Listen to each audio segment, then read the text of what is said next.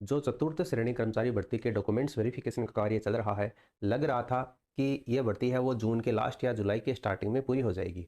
लेकिन अब ये संभावना जताई जा रही है कि 5 से 6 महीने की देरी से रिजल्ट आ सकता है। यानी जो रिजल्ट जून जुलाई में आने वाला था, अब वो रिजल्ट अक्टूबर नवंबर तक फाइनल रिजल्ट है वो आ सकता है। यानी फाइनल जो एक गुना की कट ऑफ आएगी आपकी, फाइनल आपका जो सिलेक्शन होगा वो अक्टूबर नवंबर तक जाने की संभावना है। अब इसके पीछे कारण क्या है वो आप यहाँ पर देख सकते हैं। जो भी दिव्यांग कैंडिडेट हैं, जो भी फिजिकल हैंडीकैप वाली कैटेगरी में जो भी कैंडिडेट आते हैं, उन सब का मेडिकल होगा, ऐसा बोर्ड का कहना है। तो 1910 अभ्यर्थियों का मेडिकल होना है और जेएलएन अस्पताल जो आपका अजमेर में है, वहां पर रोज 15 से 20 जांचें ही संभव है।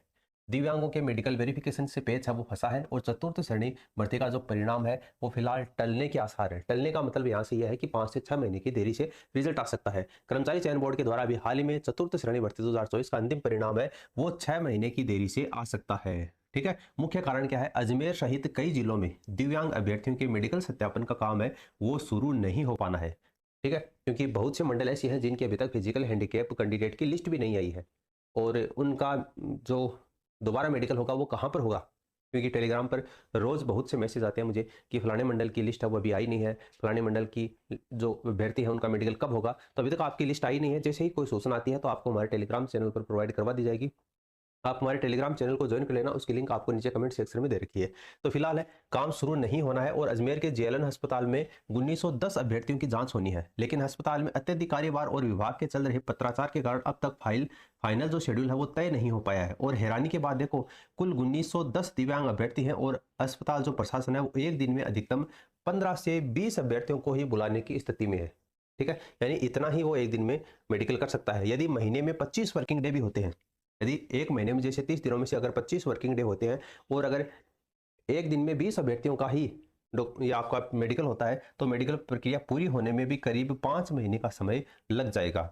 और इस बार बोर्ड ने सीधे मेडिकल विभाग के बजाय शिक्षा विभाग के माध्यम से सत्यापन कराने की व्यवस्था की है। अब शिक्षा विभाग का भी ये कहना है, जो महावीर कुमार शर्मा है जो संयुक्त शिक्षा स्कूल शिक्षा अजमेर है, उनका ये कहना है कि हमें 1910 अभ्यर्थियों की लिस्ट जो है वो अस्पताल को भेज दी है और अब हम उनके शेड्यूल का इंतजार कर रहे हैं। जैसे ही तारीखें मिलेगी हम अभ्यर्थियों को बुलाना शुरू कर देंगे। यानी कि जो लिस्ट जारी की गई है इसमें आपका किस तारीख को आपका मेडिकल है वो बात बताई गई है, लेकिन जैसे ही अस्पताल प्रशासन संयुक्त शिक्षा निदेशक अजमेर को कहेगा कि अब आप ज़्यादा कैंडिडेट को भेज सकते हैं, जैसे 15 से 20 कैंडिडेट है उसकी जगह आप 100 या 125 कैंडिडेट को भेज सकते हैं, तो बाद में ये जो मेडिकल है वो जल्दी होने की संभावना है। लेकिन अब आपके समस्या ये है कि आपका तो लिस्ट में नाम है वो फलानी तारीख को है, यानी उसी तारीख को आपको जाना है, लेकिन जैसे ही आपको 100 सवा 100 कैंडिडेट को बुलाया जाएगा तो आपकी तारीखें भी चेंज होगी।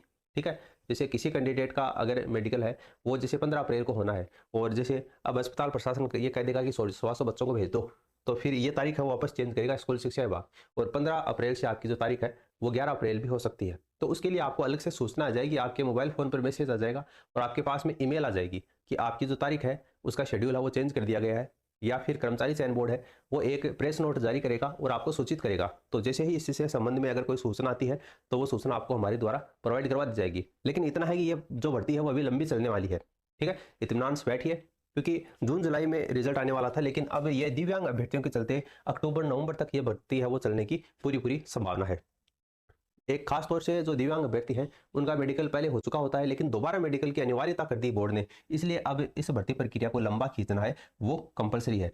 जेएलएन अस्पताल में पहले से ही अन्य विभागों की नियुक्ति का मेडिकल वर्कलोड ज्यादा है, तो इस बार संभाग स्तर पर दोबारा जांच की अनिवार्यता ने प्रक्रिया को लंबा खींचा है। ये ना केवल एक जेएलएन अस्पताल है बल्कि सभी अस्पतालों का यही हाल है, वर्कलोड ज़्यादा है जिसके कारण वो एक दिन में ज़्यादा बच्चों का मेडिकल है वो नहीं कर सकते। और ये आपकी सत्यता है कि अगर सभी फिजिकल हैंडीकैप कैंडिडेट का मेडिकल होगा तो भर्ती जो है वो लंबी चलने वाली है, इसमें कोई दो राय नहीं है। बाकी इससे रिलेटेड अगर और कोई सूचना आएगी तो वो आपको हमारे द्वारा प्रोवाइड करवा दी जाएगी। बाकी अगर आपका और कोई सवाल है, कोई सुझाव है, तो आप नीचे कमेंट सेक्शन में कमेंट करके पूछ सकते हैं। धन्यवाद।